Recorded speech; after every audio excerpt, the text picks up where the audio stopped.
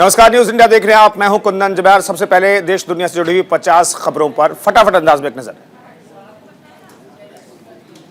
राहुल गांधी ने ट्वीट कर राष्ट्रपिता को श्रद्धांजलि दी। उन्होंने कहा, एक हिंदुत्ववादी ने गांधी जी को गोली मार दी थी। सब हिंदुत्ववादियों को लगता है कि गांधी जी नहीं रहे। जहां सत्य है वहां आज भी बापू जिंदा है। शिवसेना सांसद संजय राउत ने कहा, पाकिस्तान की मांग जिन्ना ने की थी। अगर कोई असली हिंदुत्ववादी होता तो वो गांधी को नहीं जिन्ना को गोली मारता। एक फकीर गांधी को गोली मारना ठीक नहीं था। राहुल गांधी के ट्वीट पर बीजेपी प्रवक्ता राकेश त्रिपाठी का बयान, नाम में गांधी लिख लेने से कोई गांधी नहीं हो जाता। गांधी बनने के लिए त्याग चाहिए होता है। राष्ट्रपति रामनाथ कोविंद ने राजघाट जाकर राष्ट्रपिता को श्रद्धांजलि दी। पीएम मोदी ने राष्ट्रपिता महात्मा गांधी की 74वीं पुण्यतिथि के मौके पर राजघाट जाकर उन्हें श्रद्धा सुमन अर्पित किए। इस मौके पर लोकसभा अध्यक्ष ओम बिरला और कांग्रेस के पूर्व अध्यक्ष राहुल गांधी ने राजघाट जाकर श्रद्धा सुमन अर्पित किए। प्रयागराज में ब्रह्मर्षि आश्रम में संत सम्मेलन का आयोजन, जिसमें सैकड़ों की संख्या में साधु संत शामिल हुए। साधु संतों ने भारत को हिंदू राष्ट्र घोषित करने की मांग की। सम्मेलन में आए साधु संतों ने संकल्प लिया कि वो सीएम योगी की सरकार की वापसी के लिए चुनाव प्रचार भी करेंगे। पीएम मोदी ने मन की बात के जरिए देश को किया संबोधित। कहा, आज हमारे पूज्य बापू की पुण्यतिथि थी। 30 जनवरी का यह दिन हमें बापू की शिक्षाओं की याद दिलाता है।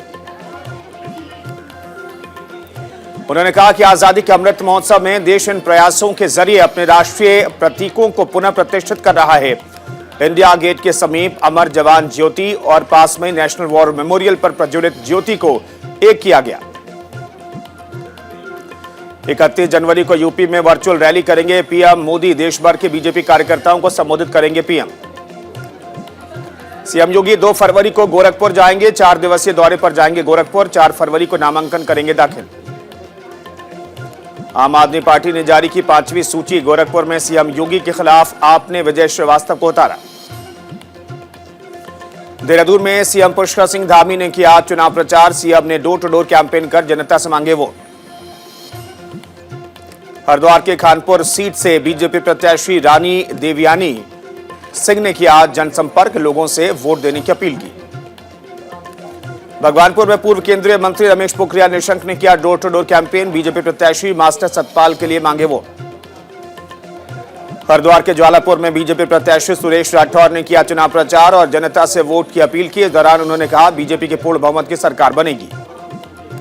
दिल्ली के मंत्री राजेंद्र पाल गौतम ने उत्तराखंड में आम आदमी पार्टी की सरकार बनाने का किया दावा। कहा, दिल्ली के तर्ज पर उत्तराखंड में होगा विकास। मायावती का बीजेपी और समाजवादी पार्टी पर हमला। बोली, 10 साल में एसपी बीजेपी के सरकारों ने यूपी में दिया अराजकता का माहौल। यूपी के बाराबंकी में सामने आया आचार संहिता और कोविड नियमों के उल्लंघन का मामला। समाजवादी पार्टी और बीजेपी कैंडिडेट पर केस दर्ज। उत्तराखंड में बीजेपी 2 फरवरी को जारी करेगी संकल्प पत्र। नितिन गडकरी और जनरल वीके सिंह जारी करेंगे संकल्प पत्र। संकल्प पत्र में जनता से मिले सुझावों को जोड़ा गया। जम्मू कश्मीर में सुरक्षा बलों को मिली बड़ी कामयाबी। पिछले 12 घंटे में लश्कर-ए-तैयबा और जैश-ए-मोहम्मद के 5 पाकिस्तानी आतंकवादी मार गिराए। मारे गए आतंकियों में जैश कमांडर जाहिद वानी और एक पाकिस्तानी आतंकवादी भी शामिल। सुरक्षा बलों ने पुलवामा में 4 और बड़गांव में 1 आतंकी को मार गिराया। देश में पिछले 24 घंटों में कोरोना के 2,34,281 नए मामले और 893 मरीजों की मौत। इस दौरान 3,52,784 लोग ठीक हुए। देश में अब एक्टिव मरीजों की संख्या 18,84,937 पर पहुंची और अब तक 4,94,000 से ज्यादा लोगों की मौत हुई। दिल्ली में पिछले 24 घंटों में 4,483 नए मामले, 8,807 लोग डिस्चार्ज हुए, 28 लोगों की मौत। सक्रिय मामलों की संख्या 24,000 से ज्यादा। झारखंड में कोरोना के 1,038 नए मामले आए सामने। इस दौरान 3,675 लोग डिस्चार्ज हुए, 3 लोगों की गई जान। तमिलनाडु में कोरोना के 24,418 नए मामले सामने आए। 27,885 लोग डिस्चार्ज हुए, 46 लोगों की गई जान। असम में कोरोना वायरस के 2,294 नए मामले सामने आए। 5,497 मरीज डिस्चार्ज हुए और 22 लोगों की मौत हुई। कोविड वैक्सीनेशन पर 31 जनवरी को चलेगा महाअभियान। 15 से 18 वर्ष के बच्चों को लगेगा टीका। अभियान में वैक्सीन लेने वाले बच्चे होंगे सम्मानित। जिला स्तर पर प्रशासन बच्चों को सम्मानित करेगा। 800 टीमों को किया गया है तैनात। अयोध्या में संतों ने लता मंगेशकर के स्वास्थ्य के लिए किया हवन। लता मंगेशकर जल्द ठीक होने की कामना की गई। प्रख्यात सामाजिक आध्यात्मिक नेता इकबाल सिंह का निधन। 95 साल की उम्र में ली आखिरी सांस। हरियाणा के सीएम मनोहर लाल खट्टर अचानक गुरुग्राम पहुंचे। एससीजी दफ्तर का किया औचक निरीक्षण। चारा घोटाला मामले में लालू यादव समेत 99 आरोपियों की किस्मत का फैसला। 15 फरवरी को 26 साल बाद आएगा फैसला। पालघर में अहमदाबाद हाईवे पर चलते हुए ट्रक में लगी आग। ड्राइवर को लंबे समय तक इसकी भनक तक नहीं लगी। कड़ी मशक्कत के बाद फायर ब्रिगेड ने आग पर पाया काबू।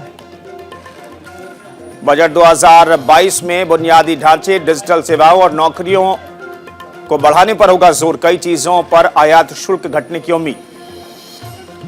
बजट से इनकम टैक्स देने वालों को उम्मीद। इनकम टैक्स के स्लैब के दायरे में परिवर्तन पर भी विचार संभव। इंडसइंड बैंक का शुद्ध लाभ 50% बढ़कर 1241 करोड़ रुपए पहुंचा। पिछले साल इस अवधि में शुद्ध लाभ था 830.41 करोड़ रुपए। एयरटेल में $1 अरब तक निवेश करेगा गूगल। ऐलान के बाद टेलीकॉम कंपनी के शेयरों में बड़ा उछाल। साइबोर्ग ने लॉन्च की भारत में high speed electric bike GT 120। Battery weather proof और टच सेफ। चार्जिंग बैकअप 4 से 5 घंटे। इजरायल भारत के राजनयिक संबंधों के 30 साल हुए पूरे। प्रधानमंत्री नफ्ताली बेनेट ने इसे बताया गहरी दोस्ती और अटूट दोस्ती का प्रतीक। अफगानों के साथ खड़ा है भारत। 3 टन भारतीय दवाइयां पहुंची अफगानिस्तान। यूक्रेन रूस तनाव के बीच यूक्रेन के रिजर्व सैनिक तैयार। किसी भी हालात के लिए कसी कमर। जर्मनी सरकार ने रूस के राजनयिक को किया निष्कासित। जासूसी करने का लगा था आरोप। मेक्सिको में तेज रफ्तार वैन खाई में गिरी। 12 लोगों की मौत, 11 लोग जख्मी। न्यूजीलैंड के प्रधानमंत्री जसिंडा अर्डर्न मंगलवार तक आइसोलेशन में रहेंगी। कोरोना पॉजिटिव के संपर्क में आई। पीएम ऑफिस ने दी जानकारी। इटली के राष्ट्रपति सर्जियो मटरेला दूसरी बार राष्ट्रपति बनने को तैयार। संसद वैकल्पिक उम्मीदवार खोजने में रही असफल। अमेरिकी सुप्रीम कोर्ट को जल्द मिलेगी पहली अश्वेत महिला जज। राष्ट्रपति जो बाइडेन अन्य जजों के साथ जज जे मिशेल चाइल्ड्स के नाम पर कर रहे हैं विचार।